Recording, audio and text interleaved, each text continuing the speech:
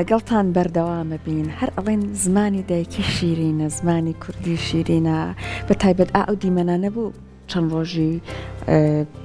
بیان با بڵێن لە هەفتە پێشوەکانە بە خۆشحاڵیەوە بینیمان لەسەر شەقامەکان خەڵکی کورد چەند بە شانازیەوە دروشمە کوردیەکانیان ئەوتەوە گۆرانیە کوردیەکانیان ئەوتەوە بۆی کە پاڵپشتی برا خوشکەکانمان بکەین لە ڕۆژاوە ئەمەنەی تر لە بیرمانی خستەوە ئێمە شوناسەکەمان کەلتورەکەمان بەشێکی گرنگیشی کە ئەبەستێتەوە بە زمان چەند بەلامانەوە گرنگەوە چەند بۆ ئێمەی کورد ئەمە ئەبێ ئاگامان لێبێ بەڵام سەرباری هەموو ئەم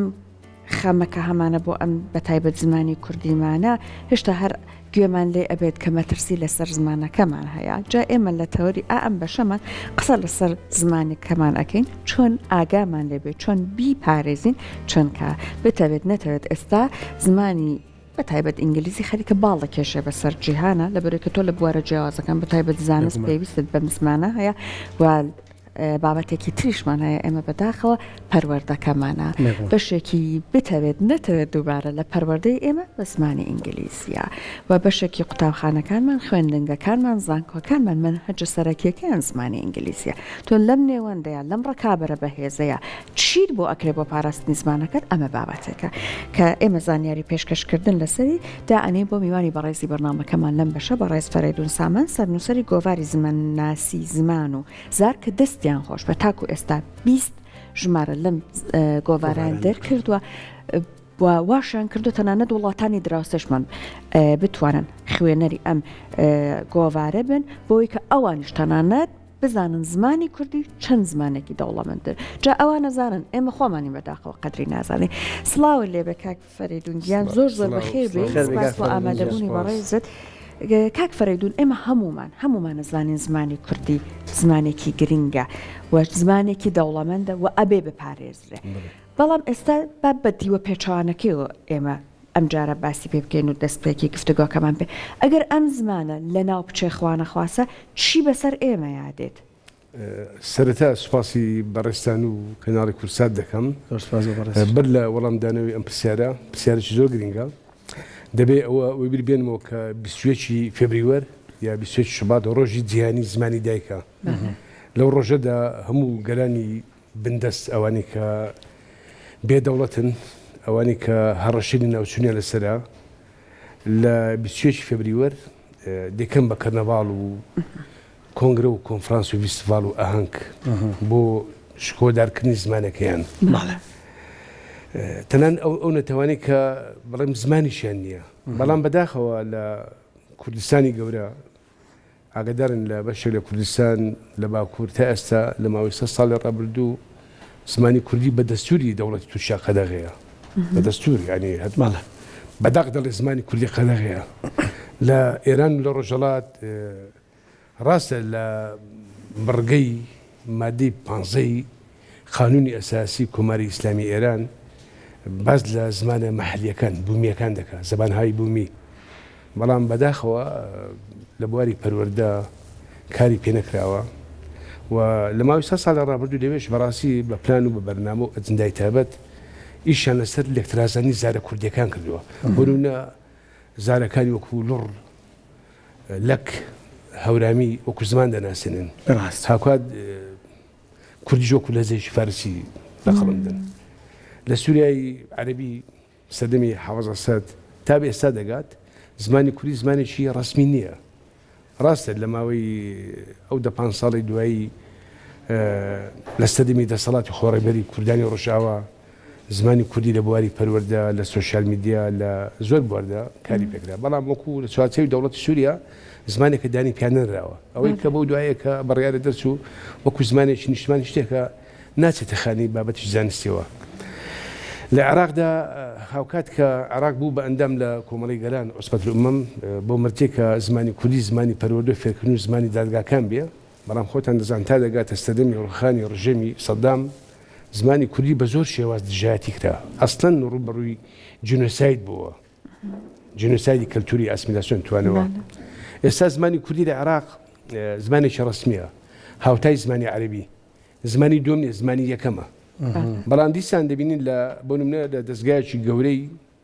با بڵێن تەشتێی وەکو پەرلەمان زمانی کوردی زۆر لە پەراوێزدایە ڕاستیەکەی ئەو عیبەش بۆ پەرلەمانتارانی کورد دەگەڕێتەوە ویستم ئەو پرسیارە بکەم یەکەمەکە لای خۆمان بۆچی پەرلەمانتاری لە بەغا ئەبێ زمانی عەرەبی بزانێت گرێکی دەرونیان هەیە کە شانازی بە زمانی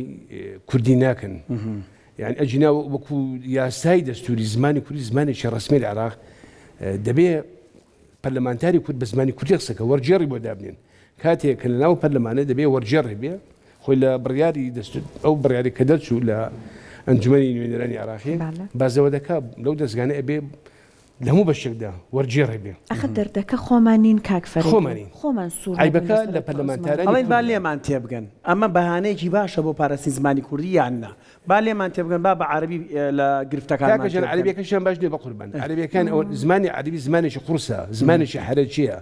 يعني زمو فتحة واتا زور دغوري تسمكو واتا دغوري وكرديني كردي راستخو داريكت توتي دله هروا دنسي بابن او كردي كي ما قسي بيدكين بيدنسين دنيوان دو كوانا كردي ناوند يا زاري سوراني حتى لا هورامي ولا كرمانجي چونکە نێرومێ زۆرە ئەویش واتا زۆر دەگۆڕێ یعنی کەمترین گۆڕانکاری لە زاری کرمانجی کاتێک تۆ لەگەڵ خانمێ قسە دەکەی پێی دەڵێ هەواڵە سەحەر بەڵام کە دەڵێ هەواڵێ زانە تۆ نابێ مەسەڵ بڵێ هەواڵێ سەحەر هەواڵێ بۆ پیاوە بۆ نێرە یعنی لە هەورامی ژوایە لە هەورامیش هەموو شتێ دەگۆڕێ بەڵام لەو کوردی خۆمان خۆشبەختانە زمانێکی دەوڵەمەندە زمانێکە ستانداردە زمانی پەروەردە فێرکردنە زمانی سوشیال میدیا زمانی زانستە زمانی ئەوەیە کە ئێمە بەڕاستی سەرچاوی زۆر گەورەی قاموسمان هەیە باش کاک سامان زمانی پەروەردە و فێرکردن کە ئەڵێن سۆرانیە بورە کوردی ناوەند لە نێوان کوردی ناوەند ئێمە مەسەلەن باشە شەی سۆرانی من بەڕێ دەزانم چونکە بەڕاستی چی بڵێ مەکارن کوردی ناوەندە چونکە ئەو زارە کوردی چەند ساڵە لەوەتی کوردی ئەمە سۆرانی ئاخر هەڵەیە کوچکە سۆرانی تایبەتە بە ناوچەی هەولێر دەتوانین بڵێن سۆرانیە سلێمانیە گەرمیانیە موکریانی ئەردەڵانە پێی دەگوترێ کوردی ناوەند یان علمی بەزانستی سۆرانی هەڵەیە هەتا زمانی کوردی ناوەند با بڵێن بۆ باری پەروەردە و فێرکردن بەکاردێ خۆ ئێمە 34 میلیۆن کوردمان هەیە لە باکوور وانە لە ڕۆژهەڵات سیانزەمان هەیە ئەگەر دوو ڕۆژتر زمانی ستانداری کوردی کە ئیشەڵڵا دروست بێ بەڕاستی یانی ئێمە وەکو میدیا چاوەڕێن کە دروست بێ باش هەر بەو کوردی ناوەند بڕیارە درێت پەروەردە و فێرکردن بەردەوام بێ یان زۆری بەکارهێنانی چێشە ئێمە لە زۆری ئاخێوەران نییە چێشە ئێستا دەرفەتێک بۆ ئەو شێر جوانە ئاخێوەران قسەکەران یعنی لە باشووری کوردستان بە حکومی کە لە ماوەی 100 ساڵ ڕابردوو یعنی خوێندنگاکان لە شاری سلێمانی لە هەولێر خوێندن بە زمانی کوردی بووە یعنی چینێک توێژێک لە خوێنەواری کوردە بووە چاپخانە بووە کتێبخانە بووە ڕۆژنامە گۆبارە بووە ئاسی زمانی کوردی لە باشووری کوردستان زۆر پێشکەوتە وەکو باکوور نییە ڕاستە لە باکوور ژمارەی دانیشتوانیان دەڵێ ئێمە 20 میلیۆنین بەڵام تۆ لە شارێکی وەکو ئامەد کە پایتەختی باکووری کوردستانە لەناو شارەکە نەوەی دروست بە کوردی نازانێ کاکە دایک و باوکی کوردە دەبێژ ئەس کورمانجم باوێم و کورمانجە بەس تورکی قسەیەکە ئەو دیاردەیە لە ڕۆژهەڵاتی کوردستانی ژوایە لە ناوچەکانی مازەندەران کە ڕێژەی زۆری کوردی لە چیلەیە لە کوردانی خۆرەسان نزیکەی 2 میلیۆن کوردی لە کرمەشان بەرە خوارتر کرمەشان و لۆڕستان بەڕاستی زمانی کوردی لێوێ غایبە بەداخەوە یعنی ئەوەی سیاسەتی ئاسیمیلاسیۆنی پێدەگوترێ بەڵام لێرە خۆشبەختانە لە باشووری کوردستان زمانەکە پێشکەوتووە هەر لە زاخۆ بگرێت تا دەگاتە خانەخین زمانێکە زمانی پەروەردە و فێرکردنە زمانی سوشیال میدیایە زمانی زانستە ئەزانام لەناو ئەم گۆڤارانەی بەڕێستانە ئەم کێشانە هەمووی باس کراوە هەمووی هەیە لەو گۆڤارەی لە 20 ژمارە 600 لێ کۆڕینەوە توێژنەوەمان لەسەر زمانی کوردی هەیە لەسەر ئاسی پەروەردە و فێرکردنە لەسەر ئاسی وەکو میدیایە وەکو باسم کرد لەسەر ئاسی زار و بزارە کوردیەکانە لەسەر مێژووی زمانی کوردیە جوگرافیا یا ئەتڵاسی زمانی کوردی ئەخ زۆر ئێمە بزانین جوگرافیای زمانی کوردی چیەوە بۆ شوێ لەکوێ دەست پێ دەکات خەڵکی ئێمە واتی لەگا زمانی کوردە هەولێر و سلێمانی و کەلارە ناکاکە لە باکوور قەفقاسیا ئەرمەنستان و گورستان تا ئازەربایجان تا دەگاتە ئاسیای ناوین بە 100,000 کوردی لێیە هەر ئەو خۆرەسانە نزیکەی 2 میلیۆن کوردی لێیە کە 4 شاری گەورەیان وەکو ئەسفەراین و شێروان و قوچان و بژنورد 2 تا 3,000 گوندیان هەمووی کرمانجن باشە کاک فەریدۆن ویستم پرسیاری ئەوە بکەم وتت لە بەشەکانی تری کوردستاندا بەوەی سیاسەتەوە سیاسەتی وڵاتانەوە سیاسەتی ئەسیمیلاسیۆن بەڵێ ئەم سیاسەتی جەنابەت باسیەکەی زمان جێنۆسایدەکە وانە ئیفلیجیەکە بەڵام سەیرەکی هونەرکردن هەر بە زمانی خۆمانە یعنی زۆر بواریتر هەیە بە زمانی خۆمانە ئەمە وەکو دروستکردنی لۆبیەک بەکارەهێنرێ یان خەتاکە هەموو تاکێکی کورد دەگرێتەوە کە ئەبێ چۆنەڵی کۆدەنگێکی گەورە دروست بکرێت لەسەر بەکارهێنانی زمانی کوردی لەو ناوچە ڕاستیەکەی لەبەرەوەی پلانێکی شۆڕشێکێوێ ینی لە هەرێم با بڵێن ئێمە نمونەی هەرێمی کوردستان وەگرین ئەو چوار پارێزگایە دۆکە هەولێرە سلێمانی ئێستا هەڵەبجەش بوو بە پارێزگا ئێستا دەبینین لە بواری پەروەردە با بڵێن بەزاری بادین و بەزاری سۆرین دەخوێنێ یعنی سیاسەتی هەڵەی کوردی بوو کە زمانەکەی دابش کرد بووە زاری بادین و سۆرانی ئەویان هەڵەیە چکە نابێت تۆ لە هەرێمێکدا کە زمانێکی ڕسمیدان پیاراوە دەیە دەبێت زمانی فەرمی دەبێ بەڕای من کەسێک کە لە بوارە کار دەکەم وەکو توێژەرش زمان قەناعەتی ڕەهام هەیە دەبێت تۆ زمانی فەرمی چییە بەو زمانە بخوێنێ بنووسێ بەڵام تۆ ئازادی ینی کۆمەڵێک زارێ لە باشووری کوردستان هەورامی هەیە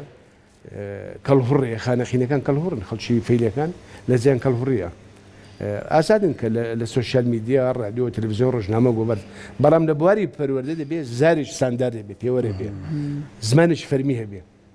چکە ئەو زمانە ستانداردە دەبێتە ناسنامەی نەتەوەیەک باش ئەو زمانە ستانداردە کە هەبوو وردە ئیتر هات تەلەڤیزیۆن بەوە قساکە خوێندنگەکان بەوە ئیشەکەن ئەمە هەبوو وردەوان ناکات زارە و شێوەزار بنزارەکانی تر کاڵ بنەوە نەخێر نەخێوانە نەخێر ئێستا ئەو زمانەی با بڵێن من قسەی پێ دەکەم خەڵکی هەولێرم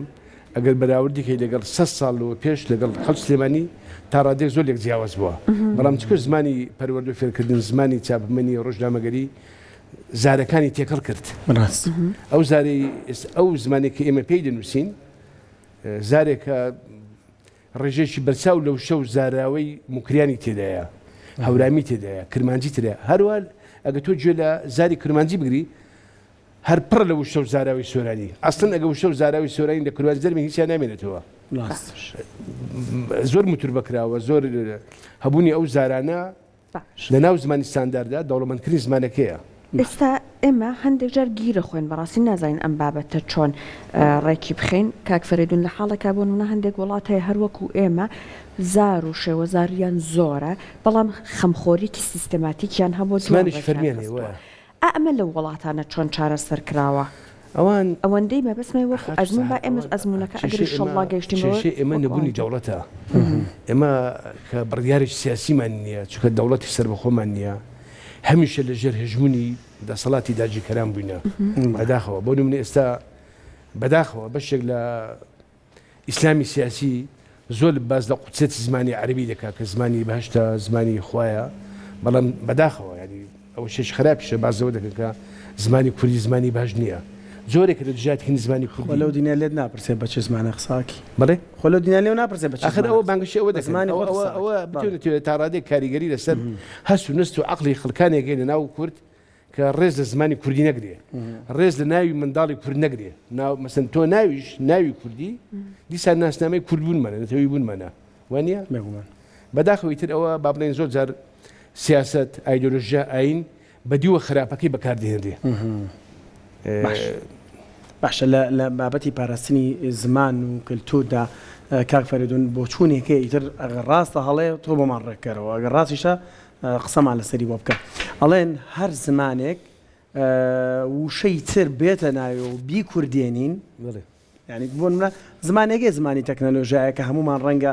نەتوانێت هەندێک وڵات دەستی بۆ بردووە بەڕاستی خۆی ئێران لە تەنیشمانە وشەی بۆ هەموو شتێک داناوە بۆ هەموو بابەتێکی ئینگلیزی داناوە سەحەر لەواتە لە من شارەزاتر بێت لەم بابەتان بەڵام ئێمە وشەکەمان هێنا وەکو خۆی بە وشە ئینگلیزیەکە بەکارهێنین لە ناو قسەکردنماندا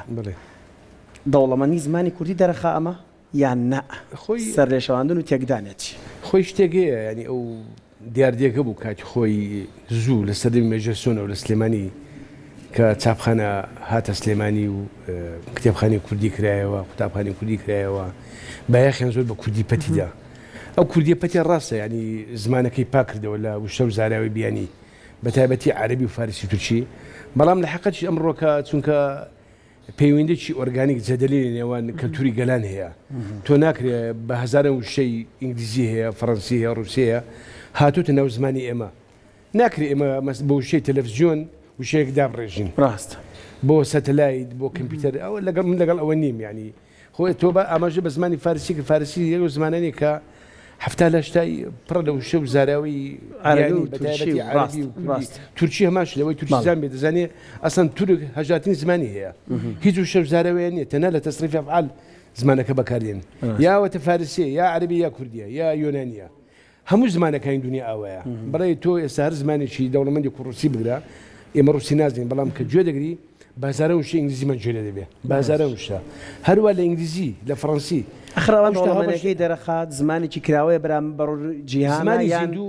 جوانێکدانی زمانەکەمان ئەو تێبینە زۆر جوانە زمانی زیندوو زمانێکی واڵایە کراوەیە تۆ ناکرێت دەرگای دنیا بەڕووی خۆمان داخین تەنها وشەی کوردی پەتی بەکاربێنین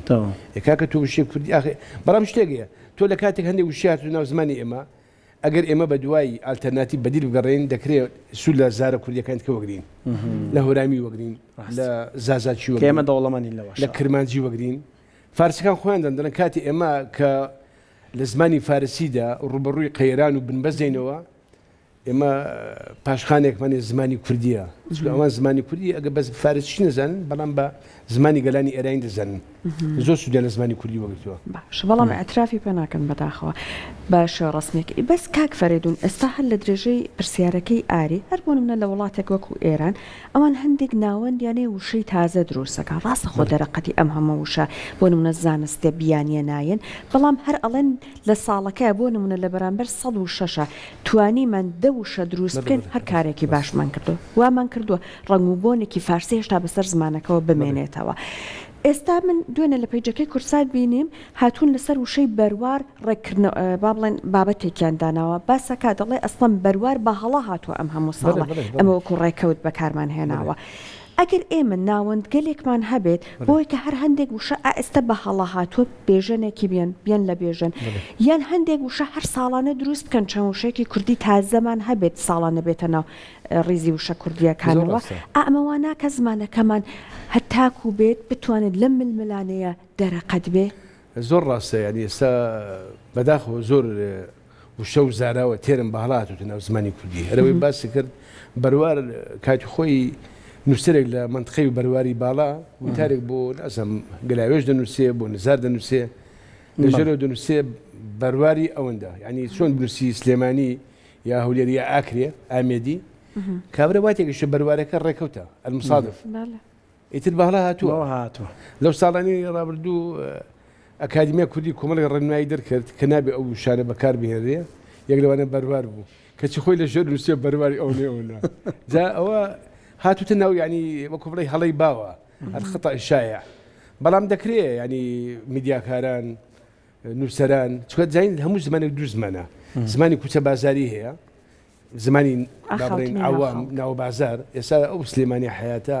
گوێ لە خەڵک پڕە لە وشەی عەربی و پڕە لە بەڵام بۆ میدیاکار بەڕاستی دەبێت بە کوردیش پەتی ڕوا قسە بکات بۆ نووسەرێک بۆ شاعرێک ئەوە ینی شانازی نییە نووسەرێک ئەدیبێک بچێ وشە و زاراوی بیانی زۆر بەکاربێنێ نەوێکە لە پۆزدان بەڕاستی من بەشیش باش نازانم بەڵام ئێوە لەسەرتانە هەلەو دەستگای خۆتان فلتەرێک زمانەوانی هەبێ هەم لە ڕووی ڕستەسازی هەمیش لە ڕووی وشەسازی وەڵا شکر هەمانە کاک فەرێدونەوە بۆ خۆی من ڕخنم زۆر لە کەناڵە کوردیەکانی اینجا بەس یەک بەگشتیشەمان هەیە هەر هەمووی هەتا ئێستاەوە پس ئەو بابەتێکی گرنگە کەناڵە کوردیەکان ئاسمانیەکان چونکە دەچێتە ناهوو ماڵێکی کورد ڕاست دەگاتە ئەوروپا دەگاتە یان من لە خۆرەسان لە ماڵی کەسێ دانیشم کەلیمەلای تەوحیدی کەناڵی کوردیمان کردوێتەوە یا کاکە زۆر میمە ئاخر ئێستا سۆشیال میدیا ئەوەندە کاریگەری بەسەر زمان هەیە وەکو جاری جاران نییە ئێستا لە ڕووسان پار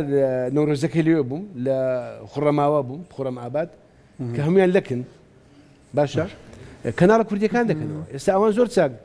زاری ئێمە تێدەگەن زاری کوردی ناوەند بەڵام 30 ساڵ پێشوانە بوو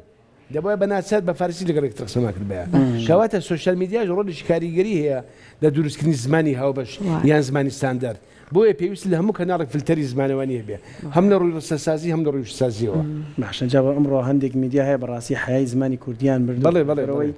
زۆر جارێمە کە ئەڵێ نابێت بە زمانی کوچە بازاڕێکی کە نابێت بە زمانی خێڵ و عەشیرەت و گەڕەکە ئەوانە قسە بکەین ئەمانەی بە زمانێکی زۆر ستانداری چۆنەڵی هەموو پارچەکان لێمان تێک بگەن بەڵام سەیرەکەی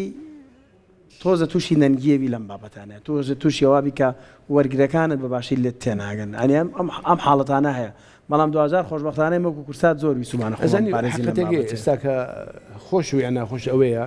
کە ئێمە دوو زاری ستاندەرمانە باش با بڵێن کە پێی دوێ کرمانجی باکوور یان باشوور یان ژوور یا ژێری یان با بڵێن کوردی باکوور کە کرمانجیا خێورەکانن ئێمەش کە کوردی ناوەندین بۆتە ستاندارد یعنی بتوێنێت تو ئێستا تۆ لە ئاماژەمەوە کرد لەو 10 ساڵی دوایی لە ڕۆژاوی کوردستان خوێندن بە زمانی کوردی بووە تۆ ناتوانانی فڕستکەی بەسەر ئیلا دەبێت بە کوردەکە ئێمە بخوێنیا بوو نووساخ